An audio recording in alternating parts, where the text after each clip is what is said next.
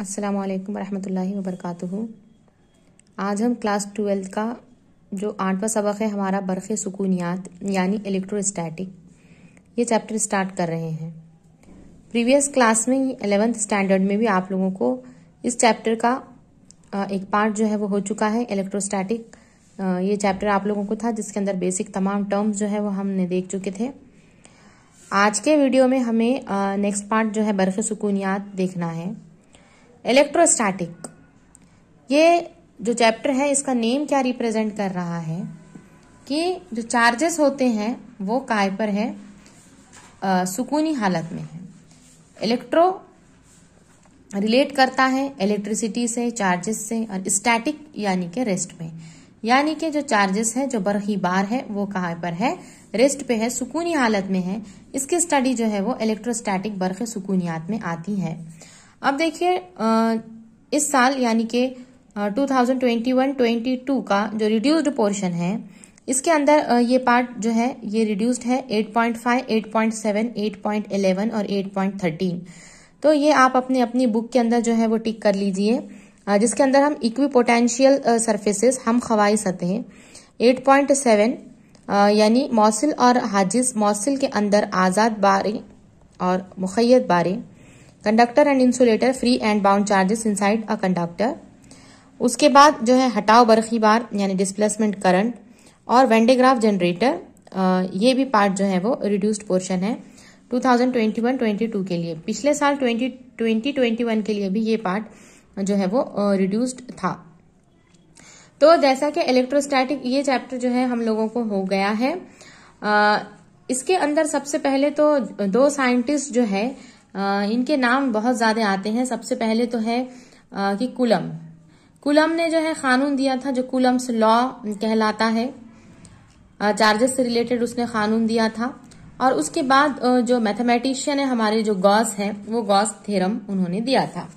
तो हमारे पास जो सिलेबस के अंदर जो है वो है गॉस के कानून के इतलाक़ात देख रहे हैं हमें, यानी कि गॉस का कानून क्या है, गॉस के कानून की अहमियत क्या है और उसके इतलाक़ात क्या है, ये पार्ट हमें देखना है।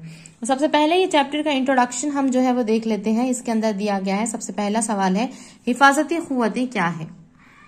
कंजर्वेटिव फोर्सेस हम जिसे कहते हैं कि अगर क़ुव्वत के जरिए या मुखालिफ किया गया काम हकीकी राह के मुतलक़ुल अनान हो तो ऐसे क़ुव्वतों को हम क्या कहते हैं, मुहाफ़िज़ क़ुव्वतें कहते हैं, कंजर्वेटिव फोर्स कहते हैं। और मुहाफ़िज़ क़ुव्वत के जरिए जो काम होते हैं इनके दौरान मैकेनिकी तवानाई जो होती है वो मुस्तकिल रहती है, जैसा कि सखली क़ुव्वत है, मक़नातीसी क़ुव्वत है, ये क़ुव्वतें जो है ये हिफाजती क़ुव्वतें कहलाती है। उसके बाद पोटेंशियल एनर्जी, हवाई तवानाई किसे कहते हैं, दिए गए निज़ाम की मखसूस मुकाम या शक्ल हासिल करने में बक़ाए क़ुव्वत के खिलाफ किया गया काम हवाई तवानाई कहलाता है। देखिए ये पार्ट आप लोगों को प्रीवियस क्लास में डिटेल में हो चुका है, इसलिए यहाँ पर मैं आपको बस डेफिनेशन बता रही हूँ। जो चैप्टर है हमारा हम वो डिटेल में यहाँ पे स्टडी करेंगे।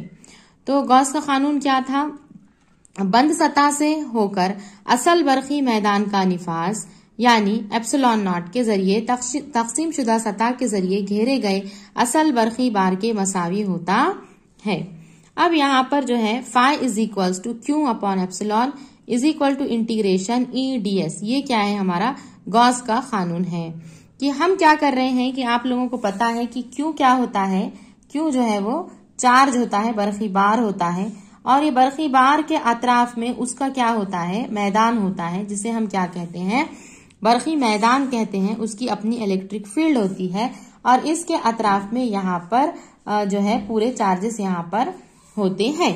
तो ये हो गई है हमारी बंद सतह। बंद सतह से असल बरक़ी मैदान का निफाज यानी एप्सिलॉन नॉट के जरिए तक़सीम शुदा सतह के जरिए घेरे गए असल बरक़ी बार के मसावी होता है, यानी कि टोटल नॉर्मल इलेक्ट्रिक इंडक्शन जो है वो होती है समेशन क्यू के बराबर होती है। ये हमें यहाँ पर प्रूफ करना है। उसके बाद गॉस की सतह, गॉसियन सरफेस किसे कहते हैं, दी गई बरक़ी बार की तक़सीम को घेरने वाली सतह और उसके अतराफ तशाकुल, ये गॉस की सतह क्या है, कहलाता है। तो ये तो पूरा तारुफ था, इस चैप्टर का इंट्रोडक्शन था। ये जो 11th क्लास में आप लोगों को हो गया है, ये इतना ज्यादा कुछ आपको इम्पोर्टेंट नहीं है। जो चैप्टर हमारा स्टार्ट हो रहा है वो हमारे 3 मार्क्स के जो क्वेश्चन आते हैं वो है गॉस के कानून के इतलाक यानी एप्लीकेशन ऑफ गॉस लॉ। हमको एप्लीकेशन देखना है तो आपको दो एप्लीकेशंस दिए गए हैं। एक तो दिया गया है कि जो कुर्रा है, खोखला कुर्रा है, वो कुर्रवी खौल है, और दूसरा जो है वो लंबा सीधा है यानी कि सिलेंडर जो है उसके लिए हमें बरखी मैदान की शिद्दत के लिए क्या करना है, फिक्रा अख्ज़ करना है। तो चलिए ये क्वेश्चंस हम स्टार्ट करते हैं। अब देखिए यहाँ पर जो है फर्ज कर रहे हैं हम कि आर जो है निस्फ खुतर का, ये आर निस्फ खुतर का क्या है, एक हमें कुर्रा नजर आ रहा है और ये कुर्रे का मरकज जो है यहाँ पर ओ है। कुर्रे का मरकज क्या है, ओ है। और एप्सिलॉन जो है वो क्या है, गुजर पजीरी है। क्या है वो, गुजर पजीरी के बैन बरखी वास्ते में रखे गए यकसा बरखी कसाफत कितनी है, यहाँ पर सिग्मा है, पर बरखाया गया है। अब यहाँ पर आपको देखिए यहाँ पर चार्जेस नजर आ रहे हैं, प्लस प्लस प्लस। ये क्या रिप्रेजेंट कर रहा है कि यहाँ पे चार्जेस क्या है, मौजूद है, यानी कि जो कुर्रा है आर निस्फ खुतर का, जिसका मरकज क्या है, ओ है, और इसकी गुजर पजीरी जो है वो क्या है, एप्सिलॉन है, और इसकी बरखी कसाफत सिग्मा पर ये बरखाया गया है। अब फॉर्मूला आप लोगों को पता है, Q is equal to sigma into A होता है। Q इज इक्वल टू क्या होता है, सिग्मा इंटू ए होता है। तो कुर्रे पर कुल बरखी बार अगर निकालेंगे हम, कितना चार्ज है तो Q का Q, सिग्मा क्या होती है, बरखी कसाफत। अब एक कुर्रे का एरिया क्या है, पूरा टोटल एरिया जो है वो है 4 पाई आर स्क्वायर। अब ये जो गॉस का मसला है, गॉस के मसले के मुताबिक बंद सतह से होकर असल निफाज यानी इलेक्ट्रिक फ्लक्स का फॉर्मूला होता है phi is equal to Q upon epsilon naught. अब यहाँ पर देखिए कि K जो है हवा के लिए जो कांस्टेंट होता है, डाइलेक्ट्रिक कांस्टेंट, ये होता है 1। देखिए आप लोगों का 11th स्टैंडर्ड के अंदर ये तमाम कंसेप्ट क्लियर होना बहुत जरूरी है।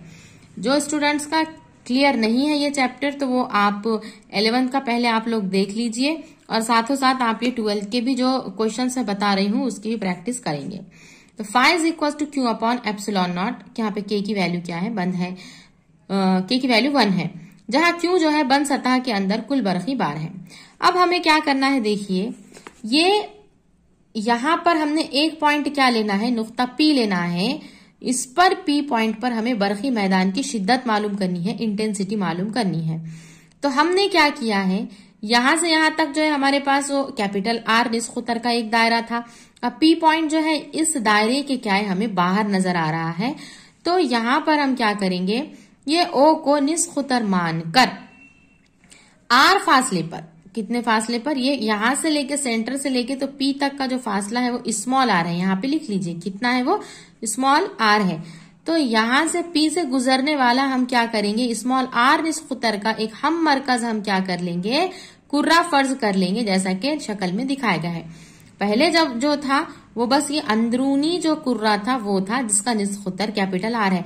एक बात आप जहन में रखिए, यहाँ पर आप लोगों को जब न्यूमेरिकल्स आते हैं तो कैपिटल R स्मॉल r में कंफ्यूज नहीं हो जाना है। अंदरूनी जो दायरा है, छोटे दायरे का निस्फ खुतर बड़ा R है, और बड़े दायरे का जो निस्फ खुतर है वो छोटा R, ये लेना है।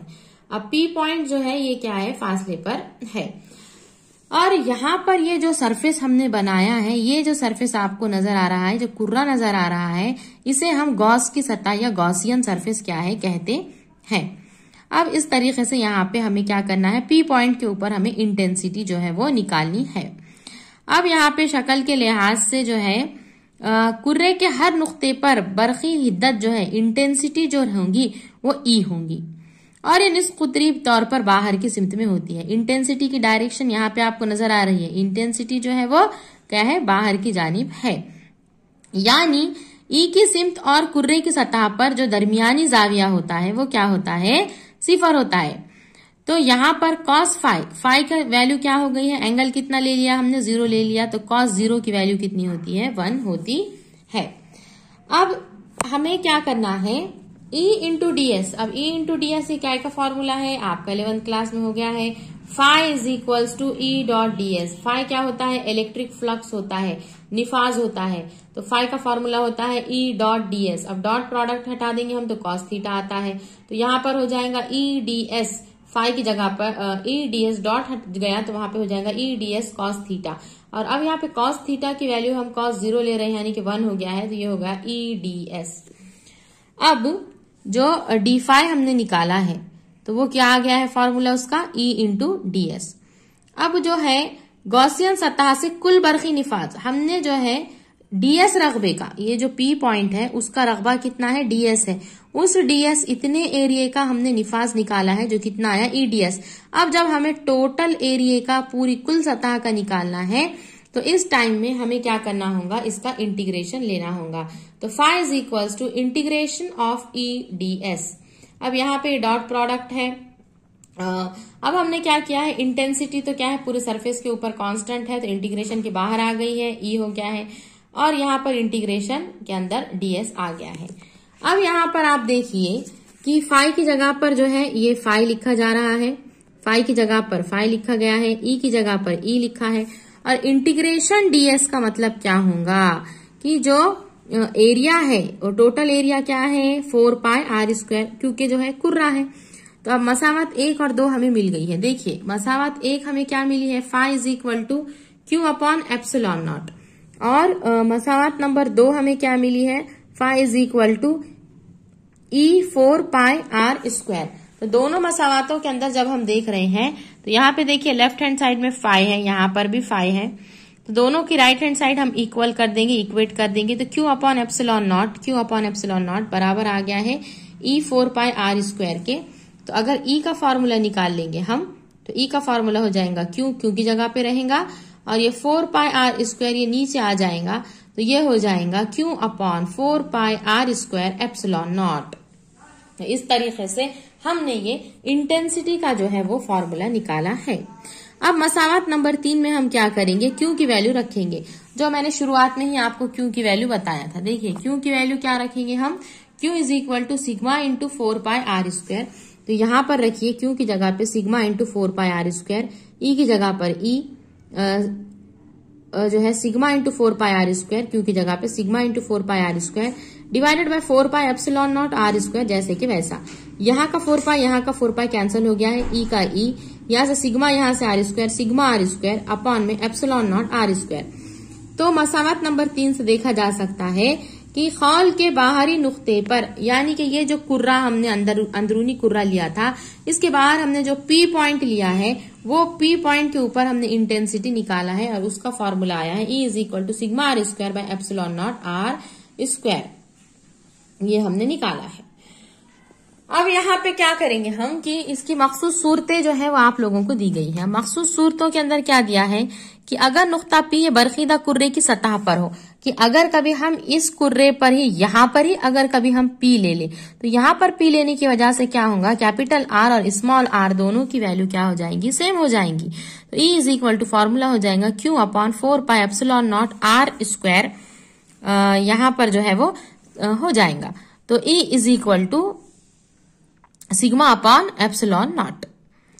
अब दूसरी सूरत अगर हमने क्या लिया है कि P कुर्रे को अगर कभी हम P नुक्ते को कुर्रे के अंदर अगर कभी हम ले ले, तो चूंकि कुर्रे के अंदर कोई भी बरखी बार नहीं होता, जो जितने भी चार्जेस यहाँ पे हमको नजर आ रहे हैं प्लस प्लस जो बरखी बार आपको नजर आ रहे हैं, ये सब सतह पर है, अंदर कोई भी बार नजर नहीं आ रहा है, क्योंकि अंदर होता ही नहीं है, तो इसलिए सिग्मा की वैल्यू जो है वो 0 होती है। तो E इज इक्वल टू यहाँ पर सिग्मा की वैल्यू 0 रखे, 0 upon epsilon naught, E is equal to 0, यानी कि अंदर की तरफ इंटेंसिटी जो होती है वो 0 होती है, और बाहर की तरफ जो है वो सिग्मा अपॉन क्या निकाला है हमने, sigma r² by epsilon naught r², और अगर सरफेस की बात करें हम तो सिग्मा अपॉन एप्सिलॉन नॉट। तो इस तरीके से यहाँ पर हमने गॉस का नजरिया जो है वो उसका एक एप्लीकेशन देखा है हमने, कुर्रवी खौल के लिए आप लोगों को आएगा। तो कुर्रवी खौल का ये जो क्वेश्चन है ये इंपॉर्टेंट क्वेश्चन है, और उसी तरीके से एक सिलेंडर के लिए जो क्वेश्चन है वो भी इंपॉर्टेंट क्वेश्चन है। तो ये दोनों सवालात में से आपको एक आता है। अब ये थोड़ा मैथमेटिकल पार्ट इसके अंदर ज्यादा है, जो बच्चों का मैथ्स नहीं है, जिसका साइकोलॉजी है, उनको थोड़ा हार्ड जाता है, लेकिन आप इसकी बार बार प्रैक्टिस करेंगे तो 2-3 मरतबा में भी आपको जो है वो याद हो जाएगा। इजी पार्ट है, एक मरतबा जो है इसकी डायग्राम बना लेंगे, डिस्क्रिप्शन लिख लेंगे, तो ज्यादा कुछ भी ये हार्ड नहीं है। तो ये चैप्टर जो है 11th में भी हो चुका है। तो बेसिक जो टर्म्स है इसके, जैसा कि चार्ज क्या होता है, कुव्वत के खतूत क्या होते हैं, जो लाइन ऑफ फोर्सेस होते हैं, कुव्वत की नलियां क्या होती है, उसके बाद अमाली नलियां, ट्यूब ऑफ इंडक्शन क्या होता है, नॉर्मल इलेक्ट्रिक इंडक्शन क्या है, टोटल नॉर्मल इलेक्ट्रिक इंडक्शन क्या है, उसके बाद जो है कूलम्स लॉ क्या है, गॉस लॉ क्या है, ये पार्ट जो है। उसके बाद जो सतह बार की कसाफत जिसे हम सिग्मा कहते हैं, Q अपॉन A फार्मूला है। बर्गरुक वास्ते का मुस्तकिल होता है, डायलेक्ट्रिक कांस्टेंट जिसे कहते हैं हम, K is equals to epsilon by epsilon naught, हवा के लिए ये 1 होता है। ये तमाम चीजें जो है आपकी बेसिक पार्ट है, ये जो 11th में आपका हो चुका है। तो आप 11th का भी जो ये चैप्टर है वो देख लीजिए, और 12th के लिए आप लोगों को ये क्वेश्चन जो है मैं करा रही हूँ वो इम्पोर्टेंट है, ये आपको इसकी प्रैक्टिस करनी है। अल्लाह हाफिज।